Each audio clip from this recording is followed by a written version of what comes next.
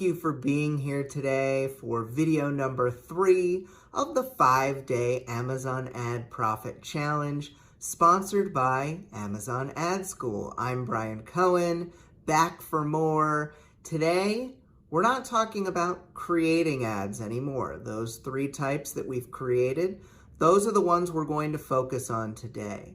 But for the purposes of learning the platform, we need to know, what do all of these statistics mean, and what do they really mean? Things like impressions and clicks, sales and orders. I've talked about some of these things being unreliable, but how do we know what is worth paying attention to and what isn't?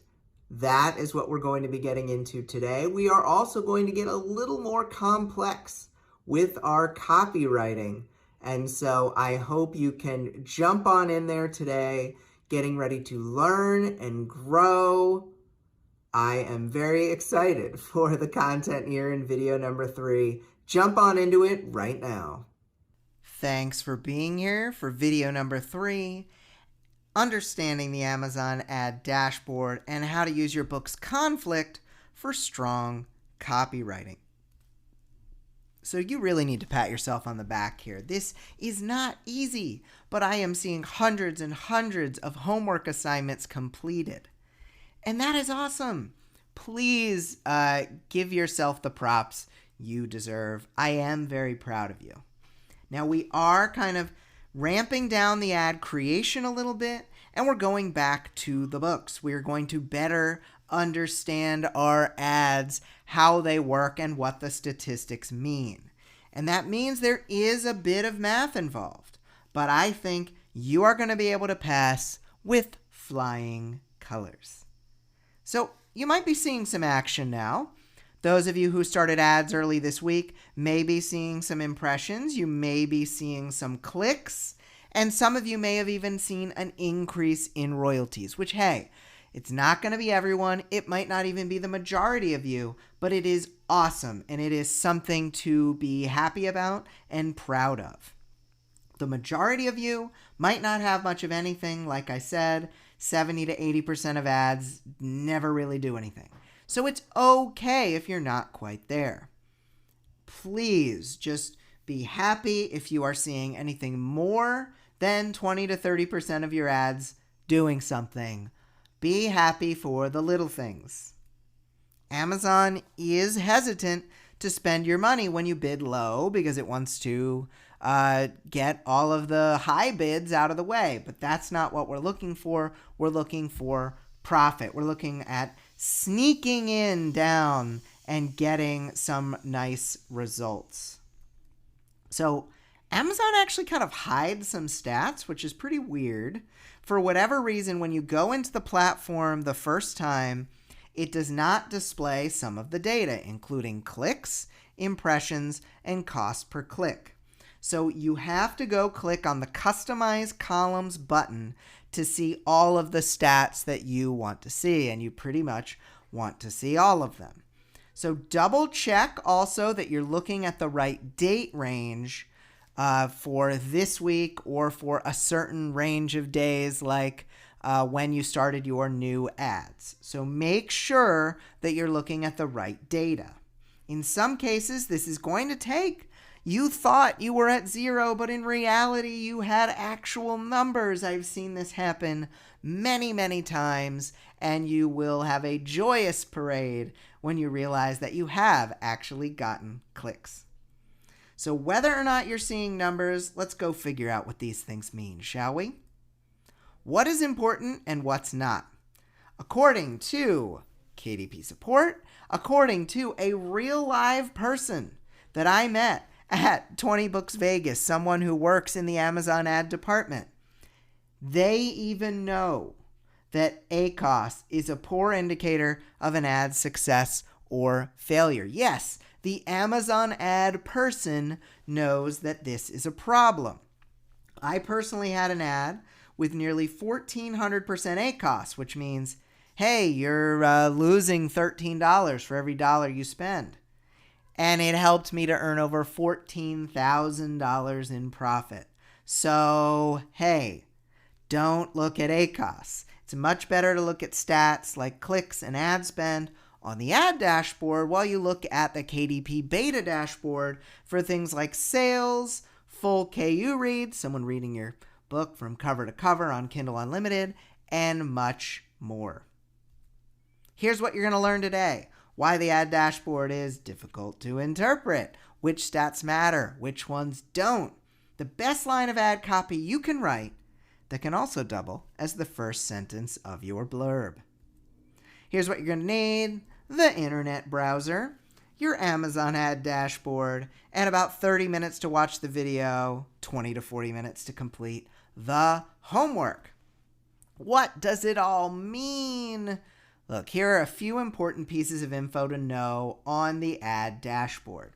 Impressions are when a reader sees your ads. It shows up in a search, shows up in a book's product page. You do not pay for impressions, only for clicks. So if you're seeing impressions, let's say you've seen 20 impressions. 20 people just saw your ad for free. Free advertising, people. Get as much as you can. Clicks. When a reader interacts with your ad by clicking on it, you get credited with a click.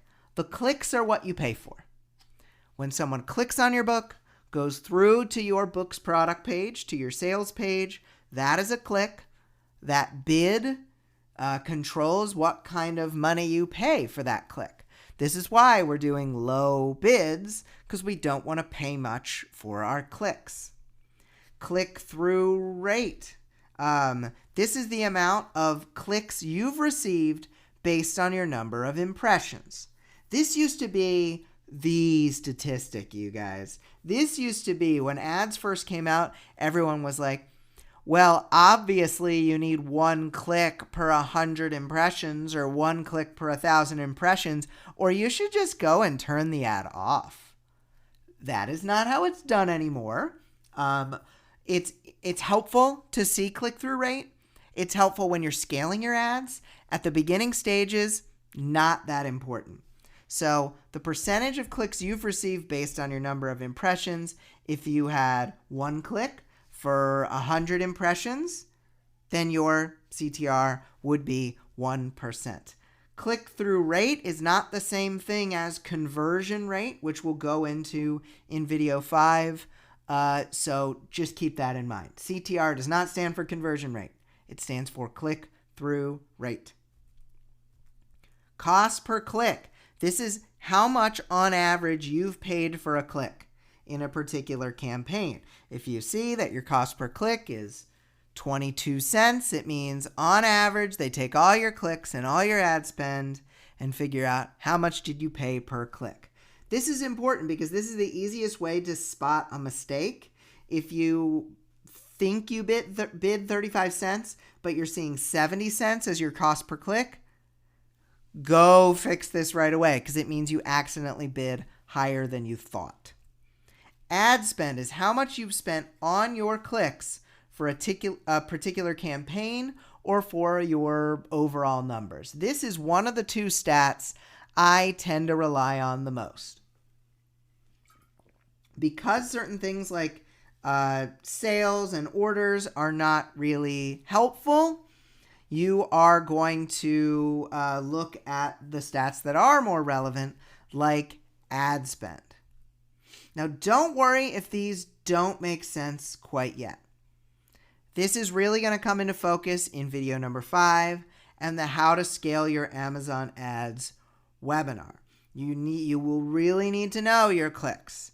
You will really need to go over to the KDP beta dashboard to find out number of sales and number of KU pages read. For now, this is kind of the quick and dirty edition. So ad spend is one of the few stats I actually trust from the Amazon ad dashboard. If you named all your campaigns effectively, you can filter out certain ads. So you can say, I'm only going to look at ads for this one book. And that's really helpful because then you can see how much did I spend on ads for this one book. Then you're going to see, okay, I spent $20. Then you can look over at your KDP beta reports and say, I made $22. I made a $2 profit, you guys. And profit is better than no profit, and it's better than a loss. Now, if you didn't name your ads well, even though I gave you some recommendations, you can put all the ads for one book into a portfolio after the fact, or you can rename all of them to have a better name. So, beyond ad spend, clicks are helpful to know, because 0 clicks means nobody's visited your page. Impressions, helpful to know if your ad is actually serving. If you don't get a few thousand impressions over the course of a week or two, it isn't serving very much. Not a day or two. Don't misread me. Not a day or two. Over a week or two. A few thousand is a pretty good amount. Click-through rate can indicate if your ad is relevant or not to the targets you are looking for. And this can really vary between ad types. Your relevancy in a really broadly targeted ad, like a category ad, is going to be less than something that's really, really hyper-targeted, like a keyword ad. Fewer people are going to click on a category ad based on your number of impressions than they will on a keyword ad. So these stats, they take days to show up, weeks to interpret. Do not ask, is this good? Is this good? Is something wrong with my ad? Until things have been going for a little while. You have to trust me on this patient thing. And if you don't trust me, trust the Zen lemur. Now, let's talk about the bad stats. Tracked sales being one of them. On the ad dashboard, the sales statistic is often lower than reality. And that doesn't even include Kindle Unlimited pages read. Orders, which also include its sales plus anyone who downloaded your free book, if it's a freebie, even that doesn't track all the orders. So you could have an ad with 0 tracked sales, 0 orders that is actually profitable. I know I will say this and people will ignore what I am saying, but I'm going to reiterate. I have had ads with 0 tracked sales that have made me money. Keep this in mind. And since ACOS is based on sales, it's based on ad spend. Sales is inaccurate. So ACOS needs to be mostly ignored. Once we get to the scaling stages for the How to Scale Your Ads webinar, we can look a little more closely at ACOS. Until then, I would mostly ignore it. Why is it so bad? Well, when I spoke to the Amazon ad rep, she said ACOS was made for socks and toilet paper, not books. Since there's no such thing as Socks Unlimited, we're already missing a major chunk of the data. Socks and toilet paper get shipped, so there's an additional tracking component to those ads. Ebooks, they get sent out immediately. Sometimes the tracking doesn't work. So the dollar amount for sales is based on your full list price as well. So you could see, hey, it says $19.99.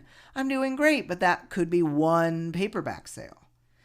And since you only get 30-something% of the paperback, or less than that even, 35 to 70% of an ebook, it goes even more off track. So some of it is too low, and some of it is too high. So it really isn't worth it. The Amazon ad dashboard misses some of the sales that come from your ad, and anything that's indirect, like someone saw your ad and then later they buy it, that doesn't get factored in at all. So we must ignore ACOS. I would rather you ignore it, focus on ad spend and clicks, especially in these early stages. So you want to see the good. You want to see the bad, and you want to see the ugly. Well, as you know, I am always down to turn on my screen. So for this, we're going to go into an existing ad. Let's go take a look at a sponsored product keyword ad. One of the things I like to do here, and I'll go into this more, in the webinar on the 21st, but I like to sort by clicks. So I'm double clicking here. I will also sort by ad spend. So this is just looking at the 20th to the 19th. So, all right, we have our sponsored product keyword ad here. Now, I want you to keep in mind this targeting tab is not always going to be there. Sometimes you actually need to scroll down and it's going to show you a ad group name, and you have to click on that first. I'm going to try to show that off to you in a second here. But first, we can look at our individual targeting. I'm actually going to zoom out a little because it's a little easier. We can look at our targeting here, and this is just showing for April 8th through the 12th, so very, very recently. And we're going to see we have all of our stats enabled, but it doesn't come that way. If you say reset to default, it's just going to show you your spend, your orders, your sales, and your ACOS. Isn't it great that 3 out of the 4 stats it shows you are probably inaccurate? So you go to Customize Columns, just choose Select All, and then Apply. And now we can see a little bit more information. You'll see that I have all my keywords here, so I'm looking kind of at the keyword by keyword level. And I want to sort by clicks, so I'm going to double click on clicks. And we are seeing, hey, 895 people, now we'll zoom in, saw this particular keyword. 895 people saw it. 7 people clicked on it for a percentage of 0.78. I spent $2.68 on that keyword, and my cost per click was 38 cents. Now, there were no tracked sales here, but there was a tracked sale for $7.99 on this second keyword, the keyword 7th grade. This is a 7th grade workbook, so it makes sense. 372 people saw this ad, 6 people clicked, and my click-through rate is a nice, robust 1.61. I spent $2.41. Cost per click was a little higher at 40 cents. I had 1 tracked sale, $7.99, and there's my ACOS, which is the $7.99 divided by the spend divided by the sales, getting you that number. So that's pretty cool, getting to see what it does on a keyword by keyword level. But what if I just wanted to see how the campaign was? Well, I'd scroll back up to ads. You might also see ad groups. And I am seeing the whole shebang here. So we see the campaign as a whole had 2,443 people look at it, 29 people click on it, for a click-through rate of 1.19%. I spent $10.87. My sales were $15.98. And the ACOS there was 68.02%. Now you look at this, you say, well, I only make 30% on these paperbacks, so looks like I lost money. But in reality, my conversion rate for this, we'll go into this in video 5, tends to get me a sale 1 out of every 3 times people clicks. So I would actually assume I got about 8 or 9 sales from this. So that's showing potentially 7 or 8 sales that were not tracked.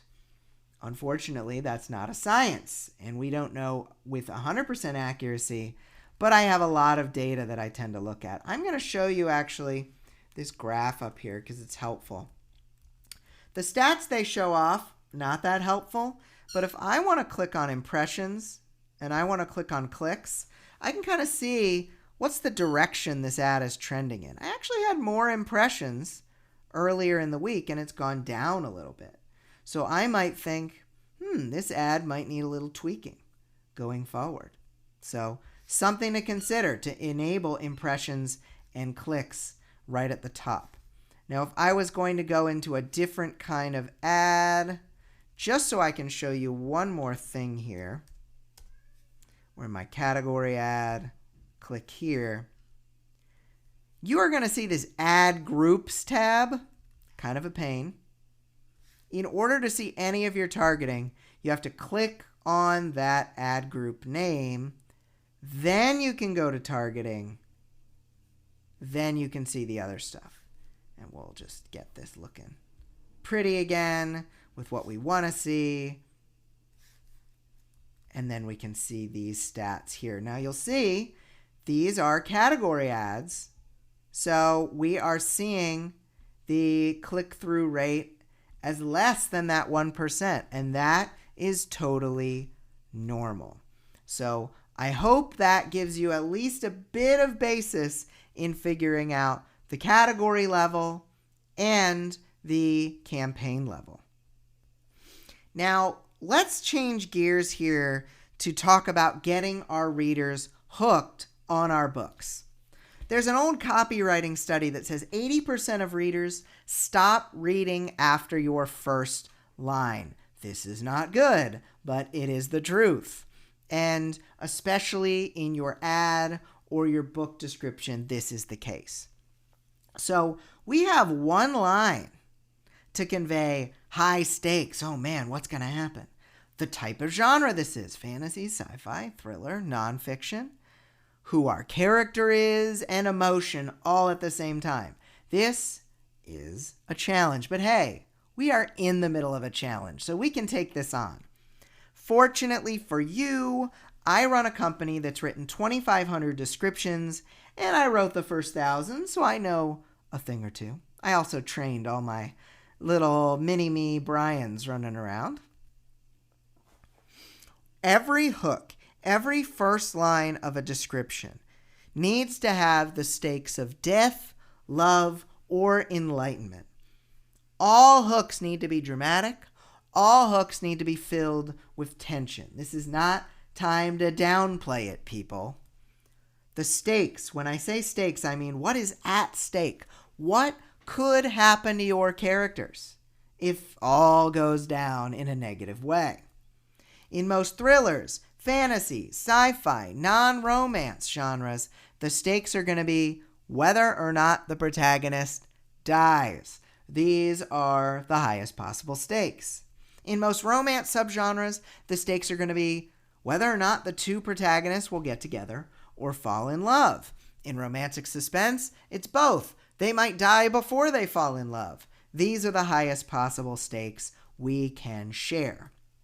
In memoirs, literary fiction, and women's fiction, the stakes are slightly different, showing whether or not the protagonist will find enlightenment, will find themselves. It's a little bit of a different, it feels like it's not nearly as big as death or love, but for that character, it is. That is the big deal that they are trying to get figured out.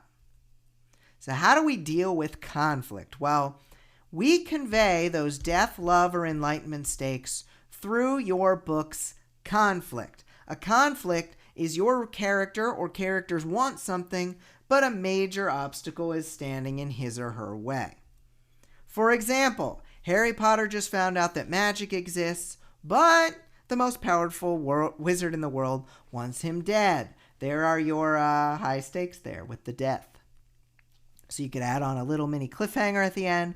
Will his first year at Hogwarts end with his demise? So we could use something like that, a variation on that, for the hook of our book. Now, if you write nonfiction, it's going to be slightly different. In nonfiction, we have a slightly different setup here. The hook is always going to be 2 sentences. The problem that your reader is trying to solve, and then your book framed as the solution. For example, struggling to get out of debt? Discover a 5-step system to get your credit card balances down to 0. So it's almost like a different way of phrasing what are the stakes of your nonfiction book. What could happen if they read your book and follow it to the letter? Well, they could get their credit card balances down to 0. Now, copywriting is hard. The reason I started with easier lines of copy in the first 3 videos is because copywriting takes time and effort to comprehend, and hey, a whole lot more to master. Now, because this style of writing uses a different part of your brain, even though you have written books before, this is kind of like learning something new, a new skill, a new sport, completely from scratch. So don't be beating yourself up if your attempts to write copy fall short of your good taste. There's the old Ira Glass line that we have better taste than we have skill at the beginning. So you're going to say, oh my gosh, this is terrible. But as you learn, you'll grow and your skill will get up to the level of your good taste. Now, I have brought in the big guns. Several of my best page forward copywriters who I trained myself will be jumping into the group in the next few days to help out. So they will be here so that they can give you some pointers, and I will be here as well to help out in addition. Should I even ask to see this live, these live copy? Well, I am happy to show you this live stuff in action. So we are going to go to our Google document again, and we're going to talk out some books. So we've got Hunger Games. We'll build this up a little bit. Zoom in to 30. What are the stakes? Well, Katniss might die. And the Capitol might keep killing more people. So, we might say, Katniss just took her sister's place. But the death game might be the end of her.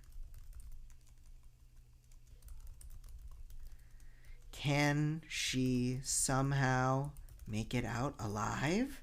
So we've got this kind of, Katniss wanted to protect her sister, but doing so put her in a bad place. But the death game might be the end of her. Can she somehow make it out alive? The obstacle to her protecting her sister, she has to get inserted in this death game. Can she somehow make it out alive? What about, I think I'm going to use this as an example in another video, but when Harry met Sally, what do they want? To be friends. Not at the beginning of the movie, but it is what it is. What's in their way? They actually love each other. So, will they or won't they, basically? Harry and Sally just become best friends. One problem. They're perfect for each other. This is a little long, but we can tighten it later. When sex gets in the way, will love prevail? So this is probably going to be too long, but we'll go check it out in our little word counter. Nope, it fits. It's under that 149 characters, so we're good. Now, if we're going to go with nonfiction, we will make it easy. We'll go with a weight loss book. The problem, overweight. The solution, this book helps limit appetite. And so we might say, need to lose 10 pounds in a hurry. And for what it's worth, I think some weight loss books are not being served ads right now, but this is a good copywriting example. Discover how to eat less without missing food and look great in that new dress. So, problem? Discover how this book will solve that problem. I know this is going to be a little bit hard for you guys to take this on, but I trust you and I trust my team to help you out over the next couple of days. Let's go back to the stats for a second. So enabling the right numbers to look at and getting a better feel for them, that's going to put you in the top 20% of author advertisers. A lot of people don't even know what to look at and what to ignore. And you are getting closer and closer to the information that is going to ensure some short and long-term profits, I see the typo there, for your author career.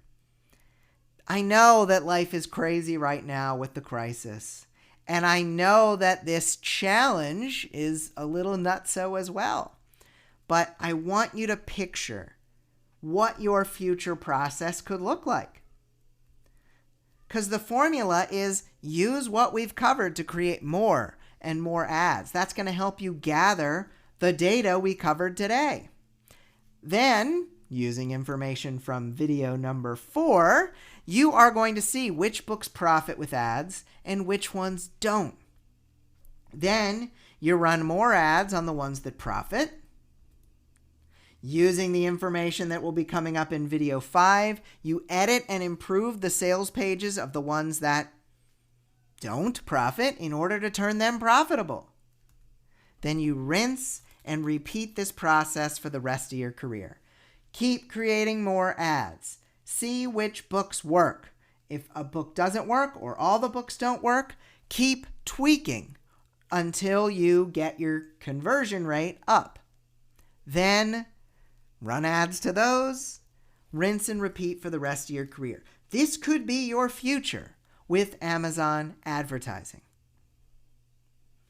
In the next video, we're going to cover profit. We're here for it. A lot of us have had our ads running for a week or nearly a week, and now it's time to figure out what did they do. Amazon has made it challenging, to say the least, to understand what is happening with your ads. But with today's video and our homework, you're going to start to overcome those roadblocks and learn which books are worth running ads to. And as the formula that I just shared with you says, when you get this grasp on these concepts, it's going to help to sustain you, earn you more money as you put out more and more books. This is why the next video is going to help you learn whether or not your books, sorry for the typo there, have profited so far, what that profit is going to look like in the future. So let's go into the homework. With your ads running, we're going to have a nice short answer question to take you into the weekend. How are the concepts that you learned today, i.e. ignoring ACOS, focusing on other things like ad spend and then later profit, different from how you used to look at Amazon ads or marketing as a whole? How will learning these things change the way you approach the platform differently going forward? I hope you can answer those 2 questions in a Facebook post on the group with the title Video Number 3 Homework. And hey, go comment. Someone just wrote a mini essay. Give them that virtual fist bump. Extra credit. Using the information on writing strong hooks that we covered today, write out your book's number 1 conflict, or kind of the number 1 takeaway for nonfiction, in this format. Your character or characters want something, but a major obstacle is standing in his or her way. Her or her way. See, I'm just so forward thinking, you guys. I am thinking about only female protagonists. Then create 5 different versions of your hook using the following formula. You include that conflict and then the cliffhanger. Harry Potter just discovered magic. Most powerful wizard wants to kill him. Will his first year in Hogwarts end with his demise? Obviously, if you write nonfiction, write it as the problem and the solution. But share your 5 options in a new post in the challenge group with the title Video Number 3 EC1. And please Say only positive things on another author's 5 options. Remember, I told you, don't make me get the hose if you say negative things, because that is not what we're focusing on. Only constructive, positive things. Extra credit 2. Look back at your previous ads that you ran before this challenge, if you ran any. And knowing what you know now, were there any winners that you might have turned off? Were there any things that you thought, hey, this ad is dying, look at this ACOS, but not realizing, hey, it actually could have been more successful than I thought? How will you avoid shutting off the potentially winning campaigns in the future? I'd love to know the answers in another Facebook post on the group with the title Video Number 3 EC2. And then go hog wild, multiple positive comments on other authors' posts, and have fun with them.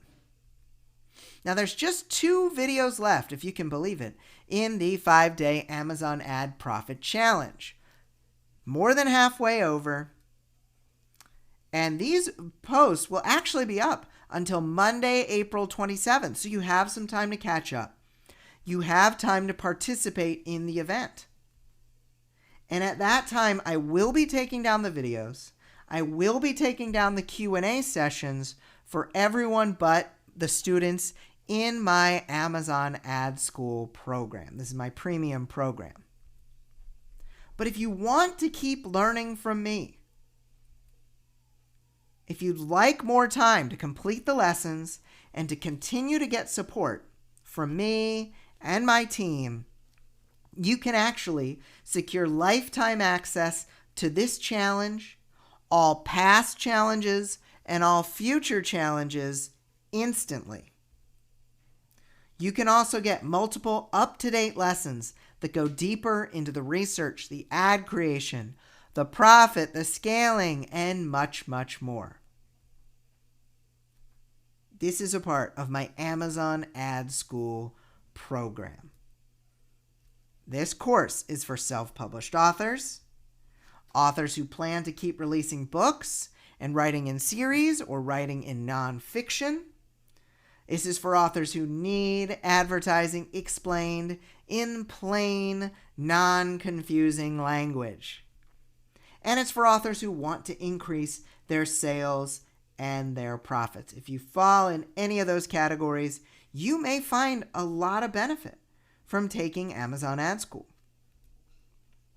And hey, if you have found the last week, and so far there's education, there's more to come obviously, if you found this teaching helpful, I'm still teaching in Amazon Ad School, so you'll be able to find that helpful as well. Here's how you get it.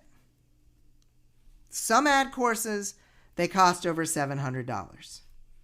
But you can join Amazon Ad School for 3 payments of $125 or 1 payment of $297.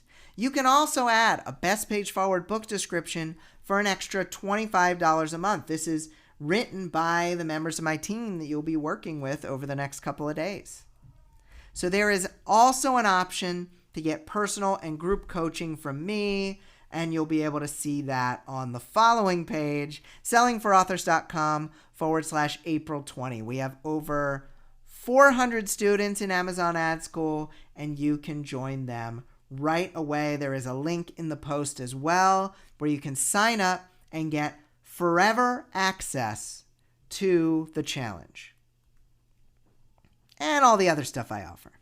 Here's what's next. We're going to evaluate our challenge profits. This is going to help us to determine the best path forward, whether it's, hey, let's run more ads, or let's use different books, or let's improve our sales pages. This is really where the rubber meets the road. We're also going to have our How to Scale Your Amazon Ads, as well as our recap party. That's all part of the same webinar on Tuesday, April 21st at 3 p.m. Eastern. And hey, if you are a fan of those live Q&A sessions, I've got another one at 2 p.m. Eastern today. Feel free, drop by, ask me questions. I think the first Q&A session we had something like 650 comments. I would love to answer your comments during today's live session.